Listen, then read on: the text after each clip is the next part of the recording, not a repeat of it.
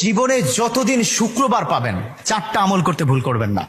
আজকে শুক্রবার না, আমি জানি না 4টা আমল করেছেন কিনা বা করছেন কিনা, আপনারা মিলিয়ে নেবেন। যদি 4টা আমল আজকে না করে থাকেন, আজকে থেকে জীবনে যতদিন শুক্রবার পাবেন 4টি আমল করতে ভুল করবেন না। পারবো তো ইনশাআল্লাহ? ইনশাআল্লাহ। 1, দুরূদ পড়া। আমার বিশ্বনবী দুরূদ সম্পর্কে কত অসাধারণ কথা বলেছেন।